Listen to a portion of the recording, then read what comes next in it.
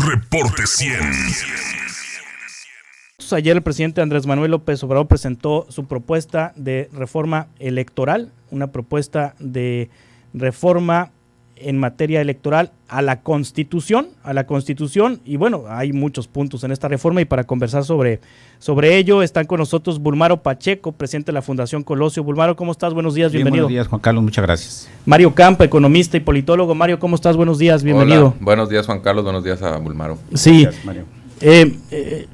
Tu opinión, Bulmaro, sobre esta reforma electoral. Crónica de una reforma ya muy anunciada. Sí. El odio del presidente contra el INE se refleja en esa reforma.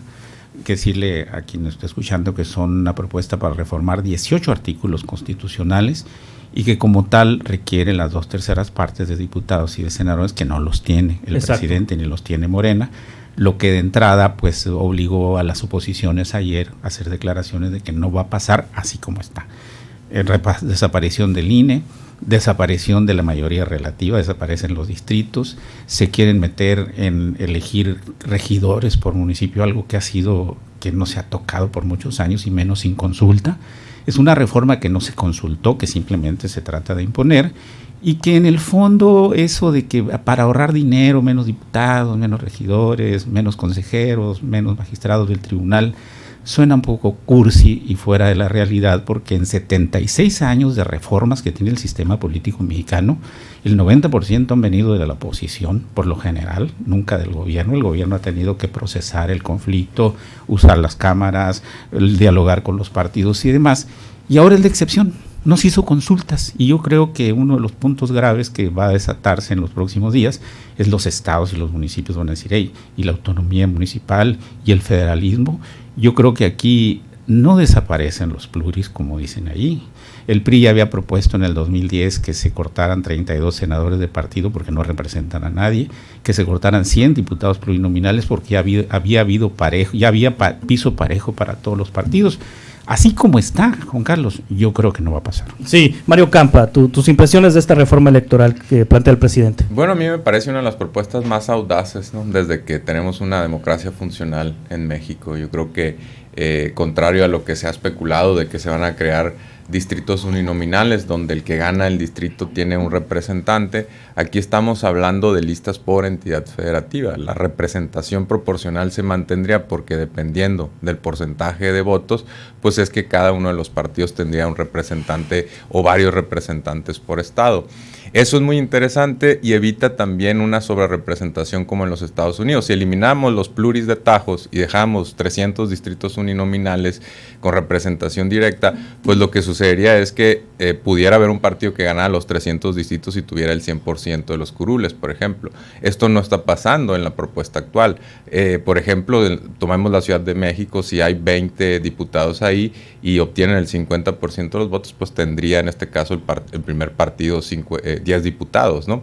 Entonces, se mantiene, por supuesto, que las minorías puedan tener representación. Además, en el Senado se mantiene también la cuestión de que haya el partido que en primera minoría tenga representación. Eso en la práctica implica que si un partido obtuviera el 100% de los votos, únicamente podría tener 2/3 partes del Senado. No es la desaparición de los 200 plurinominales y que los 300 diputados se elijan por mayoría. Hay entonces una propuesta de listas. Desaparece la mayoría relativa y desaparecen los distritos. Sí. ¿Y entonces cómo sería la elección, Bulmaro? ¿Por listas? O sea, el PRI, el PAN tendrían una lista. La iniciativa te dice, mira, vamos a elegir conforme a criterios de población. Sí. Que sea representativo de la población, del porcentaje de población.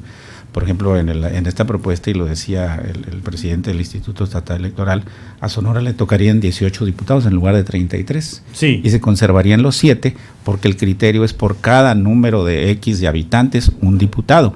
Pero tendrías que elegirlos por lista. Y ahí se habla del consciente natural y del resto mayor para adjudicarlo directamente a los partidos que siguen.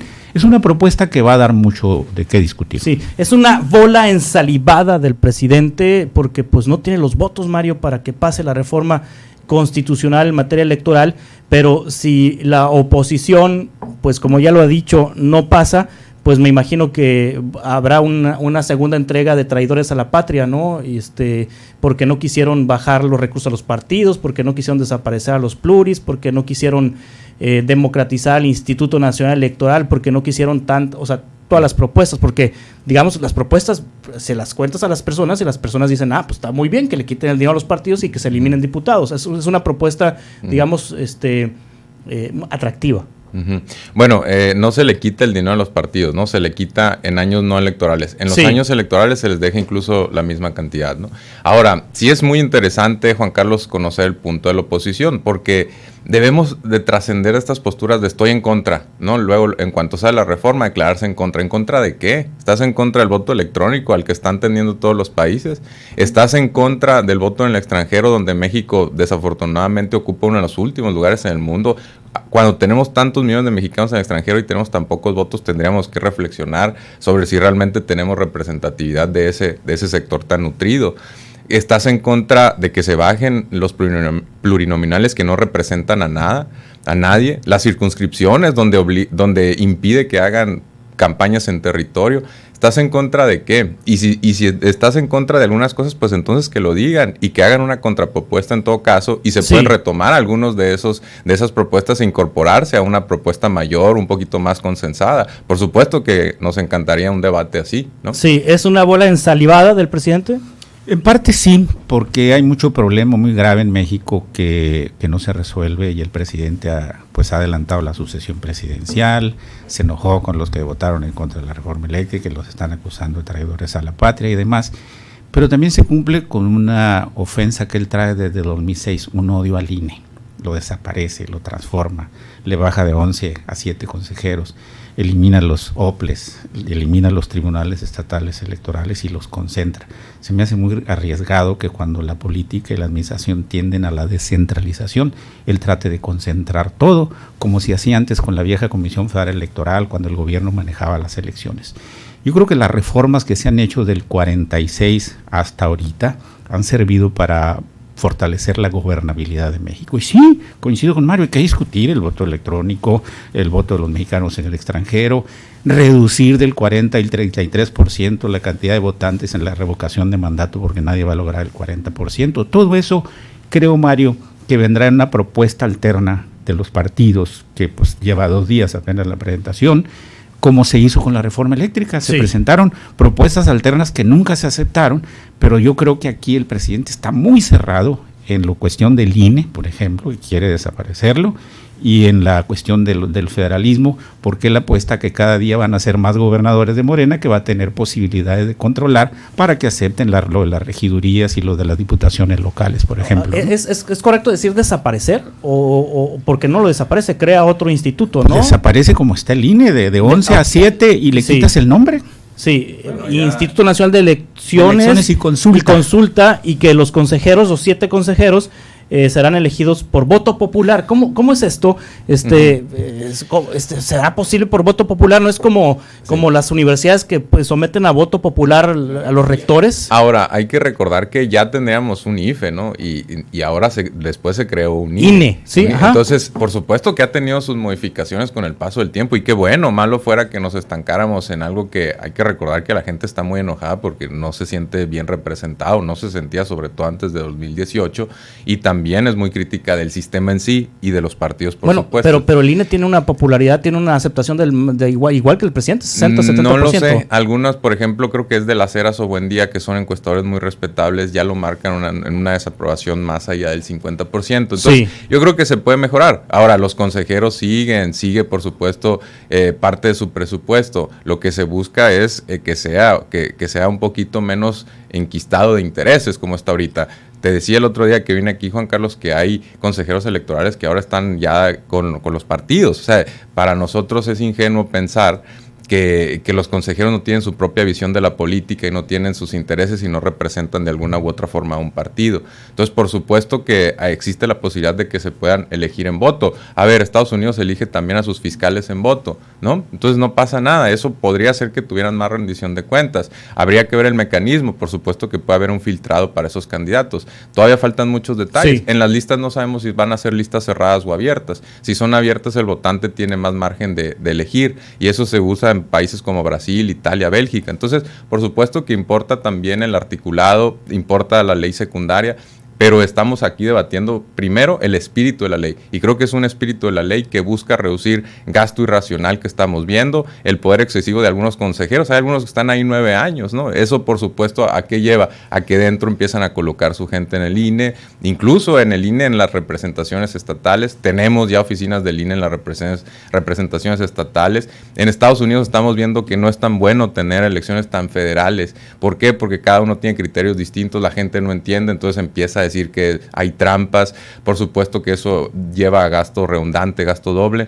Entonces yo creo que sí hay margen de mejora en nuestras elecciones. Sabemos que tenemos unas elecciones muy costosas, en parte por la historia de México. Los plurinominales, por supuesto que responden, por ejemplo, a que había un partido único y de vez en cuando tenía que lavarse un poco la cara y decir que iba transitando hacia la democracia. Además tenía que ampliar un poco la lista, pues, de las personas que estaban en puestos públicos, porque también quería liberarse de cierta presión. Entonces, por supuesto que vamos aquí a considerar la historia y el debate será interesante. Ahora, esperemos que no sea un debate simulado, porque en la reforma a la ley eléctrica, pues hubo un parlamento abierto que duró meses, hubo algunas propuestas que se incorporaron y aún así la oposición estratégicamente, creo yo, votó en contra. Entonces vamos a ver que sea un debate respetuoso y que por supuesto recoja el espíritu de esta ley. Ya si queremos adecuar algunas cosas, pues lo podemos platicar, pero yo creo que muy poca gente va a estar en contra de voto electrónico, gasto racional,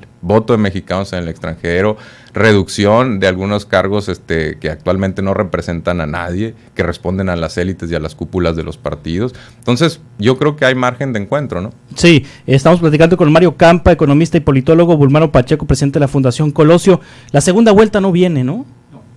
¿Y lo va a proponer la oposición la segunda vuelta? Pudiera ser parte del debate y también del plan alterno que ya han dicho el PAN, el PRI y el PRD que van a presentar. Pero mira, yo les diría, esa tendencia a la injerencia en los organismos, de meter 4 ministros de la Corte, de meter al director del Banco de México, de meter en derechos humanos, no es una excepción en esta posibilidad que dice que proponga 20 el presidente, 10 la Cámara de Diputados, 10 la Cámara de Senadores y 20 la Corte. Oye, para elegir a los consejeros o los del nuevo INE, se me hace un desaseo tremendo, y los ciudadanos y los mecanismos de consulta con las organizaciones de la sociedad civil no vienen aquí. Se trata de centralizar el proceso. Claro, hay que darle un debate a los temas que tú señalas que son inevitables y que actualmente son tendencia mundial. Los partidos, ¿no? Actualmente proponen los partidos, ¿no? A las cámaras, y las cámaras deciden, y sí hay que combatir la partidización de que tanto le tocan al PRI, tantos al PAN, ahí sí hay que combatirlo directamente. Pero seguramente con un buen debate, como dice Mario, surgirán propuestas alternas, pues para no desaparecer el INE y para perfeccionar los mecanismos de selección en los próximos procesos. Porque actualmente son los partidos los que los eligen, ¿no? O sea, los partidos proponen las listas y hacen las negociaciones, y te tocan para ti Morena tantos, te tocan para ti PRI tantos, te tocan para ti PAN. Son cuotas, en la práctica son cuotas. Entonces, realmente eso lleva a que tengamos a un organismo supuestamente dominado por expertos, objetivos, aislados del ambiente político. Pues por supuesto que no, lo estamos viendo con los consejeros actuales, ¿no? Insisto, tienen sus propias visiones conscientes e inconscientes, porque también inconscientemente tienen sus sesgos políticos como los tenemos todos. Entonces, por supuesto que hay que buscar algún mecanismo para aislarlos un poco de que dependan de los partidos, y uno podría hacer el voto directo. Habrá otros, pero uno podría hacer el voto directo, y esto quizá podría poner a México como vanguardia en la democracia participativa, que insisto, dentro del espíritu también de esta ley, estamos un poco olvidándonos de la democracia participativa, pero aquí se le está agregando a las siglas del INE una C muy importante, que es la de las consultas. Y las consultas en Suiza funcionan muy bien y consultan muchas cosas. En Estados Unidos, a nivel subnacional, es decir, en los estados, consultan hasta temas presupuestales, que aquí todavía no hemos transitado hacia eso. Entonces, por supuesto que la democracia mexicana tiene mucho margen de mejora. Hay que estarnos, por supuesto, adecuando a los desafíos contemporáneos. Uno de ellos es el voto electrónico, uno de los más evidentes. Entonces, por supuesto que hay que revisar algunas cosas y yo creo que hay margen de consenso. Sí. Pero sí tenemos que partir de que haya una auténtica voluntad y que la oposición no salga a decir no a cualquier cosa que se presenta. ¿No fue prematuro la posición de los dirigentes nacionales de la oposición, Bulmaro, que salieron inmediatamente a decir los coordinadores del PAN, PRI, PRD, que no acompañarán la propuesta del presidente en lo que se refiere a la desaparición del INE y la eliminación de los legislados plurinominales? La oposición anticipó que, como ocurrió con la reforma eléctrica, su reforma electoral tampoco pasará. Advirtieron que tampoco apoyarán la posibilidad de un periodo extraordinario para discutir la iniciativa y que presentarán por separado sus propuestas de reforma electoral antes del próximo periodo ordinario de sesiones. Sí, como dijo el presidente del Instituto Estatal Electoral, se tiene hasta mayo del año que entra. Del 23. Para legislar del 23, porque 3 meses antes de iniciarse el proceso no se pueden hacer reformas. Sí. Aquí lo que causa el malestar es la obsesión del presidente contra el INE. Es una obsesión personal y trata de desaparecerlo. Por eso los partidos pues así no, y si la ley es la ley, no me salgan que la ley es la ley o que no le vamos a quitar ni una coma, pues entonces cierras la posibilidad del consenso, de la discusión, pero sobre todo hay que hacer consulta con estados y municipios, porque en los municipios la estabilidad política depende mucho de la representación de los diversos grupos que están ahí, y ya como estamos ahorita con el narcotráfico que está involucrado en todo y metido en muchas administraciones, pues yo creo que vale la pena hacer un buen debate, decir sí, por qué no, qué es lo que ha creado el conflicto, entre otros la desaparición del INE, y qué puede plantearse de aquí a lo que viene, porque en efecto, en el 2010 el PRI planteó desaparecer los 32 pluris de partido porque no representan a nadie. Se agregó porque una presión de Porfirio Muñoz Ledo y el PRD no de tiempo después de la muerte de Colosio dijeron un representante más para que tengan 4 por estado. Pero ¿cuándo hemos tenido un senador de lista nosotros en Sonora? Siempre nos mandan uno por Oaxaca o por otra parte. Esos hay que desaparecerlos y que queden 96. Yo creo que hay muchas cuestiones que al calor... Si los de mayoría ni viven aquí. De la concentración. Que o sea, ni Silvana, ni Lili, ni Silvana viven aquí. Pero en el pensamiento de muchos. Cursilería. Bueno, yo creo que hay que debatir. Y qué bueno que ya los partidos presentan sus posturas ayer para que el gobierno no crea que esto va como miel sobre hojuelas y puede convertirse en el segundo rechazo a una iniciativa constitucional del presidente en muy poco tiempo. ¿Se puede negociar con la oposición si está ahorita están en plena campaña la dirigencia nacional de Morena, la Secretaría General de Morena, llamándoles traidores a la patria a los diputados de oposición? Pues mira, yo creo que nos quejamos durante mucho tiempo que dejábamos a diputados, senadores, gobernadores hacer cualquier cosa y no había presión pública. Sí. O sea, ahora que hay presión pública, ojo, no es a cualquier persona, Juan Carlos, es a personas que fueron electas de manera directa o de manera no directa, por la vía proporcional, pero de cualquier forma tienen que rendir cuentas, se les paga muy bien para que lo hagan, ¿no? Y además es parte de su función. Entonces, por supuesto que tienen que rendir cuentas. Y aquí, ojo, no se les está cuestionando por sus estilos de vida, se les está cuestionando por un sentido del voto. Ahí sí, es totalmente válido, ¿no? Sí, bueno, la composición de la comisión permanente en el Congreso que se diseñó dejó fuera a MC y al PRD. ¿Es una estrategia para tratar de debilitarlos en la alianza? Yo creo que para ganar votaciones importantes sí se viene, entre otros, lo de la convocatoria a un periodo extraordinario de sesiones y demás. Como Monreal está muy debilitado ahorita, porque no lo menciona el presidente como su probable sucesor, dejó pasar algunas cosas, pero yo lo que veo es que no se va a aceptar un periodo extraordinario, sino que se va a llevar esta reforma hasta septiembre. Hasta septiembre, sí. Así es. O sea, ¿tú también ves esto hasta septiembre, Mario Campa? Pues yo no creo que a muchos de los diputados les guste trabajar en periodo extraordinario, ¿no? Entonces empecemos de esa parte, pues de que es difícil congregarlos, pero además están las cuestiones de las 6 elecciones en los estados. Por supuesto, ese ambiente también electoral, esa coyuntura influye.